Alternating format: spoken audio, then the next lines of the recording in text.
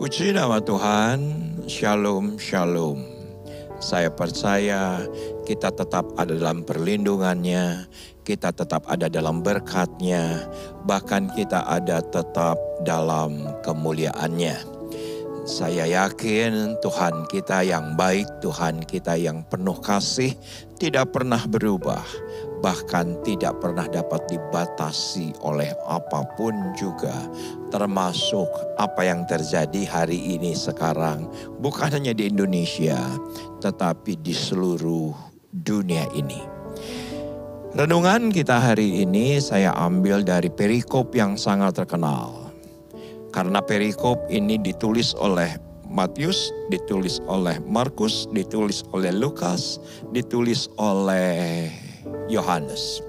Mungkin ada di antara Anda, kenapa cerita yang sama tapi harus ditulis oleh 4 orang yang berbeda.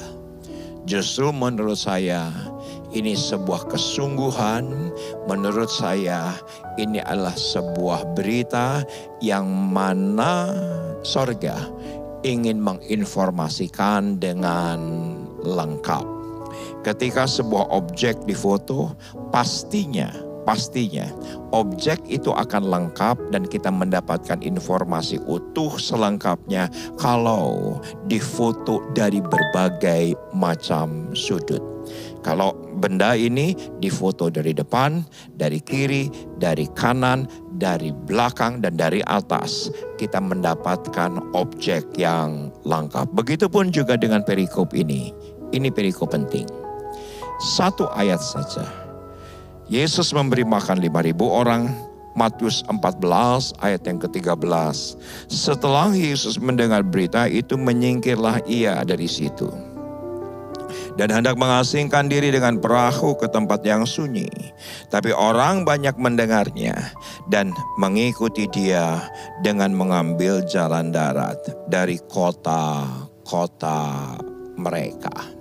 Saudaraku, kita tahu bahwa perikop ini perikop yang sangat luar biasa. Dengan 2 ekor ikan 5 ketur roti, puluhan ribu orang dikenyangkan, bahkan sisa 12 bakul. Ya benar, yang tercatat hanya 5.000 laki-laki, tapi tafsiran mengatakan bila itu ditambah istri, wanita dan anak, tentunya menyentuh puluhan ribu orang. Tetapi yang menarik perhatian saya adalah prolog daripada kejadian dengan mukjizat pelipat gandaan yang hebat ini, yaitu adalah Yesus mendengar berita. Nah, apa yang Yesus dengar itu menarik perhatian saya. Ternyata yang Yesus dengar adalah berita duka. Kenapa? Karena sepupu daripada Yesus, yaitu adalah Yohanes, dipenggal kepalanya karena sebuah tarian. Di mana ketika itu Herodes berulang tahun, dia menikahi Herodias, dan ternyata anaknya sedemikian rupa menari dan menyukakan hati Herodes. Dalam keadaan yang tidak sadar, Herodes berkata, apa saja yang kau minta, aku akan berikan kepadamu. Ternyata yang diminta penggalan kepala.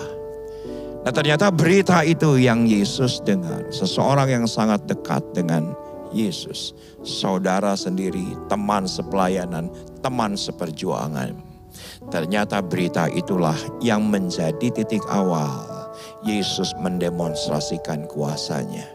Kalau ada di antara Anda di hari terakhir mendapatkan berita duka, berita sedih, berita yang memukul batin, datanglah kepada Yesus karena Yesus pernah alami hal yang sama dan dia menang. Maka semua kita pun akan menang oleh karena anugerah Tuhan. Amin.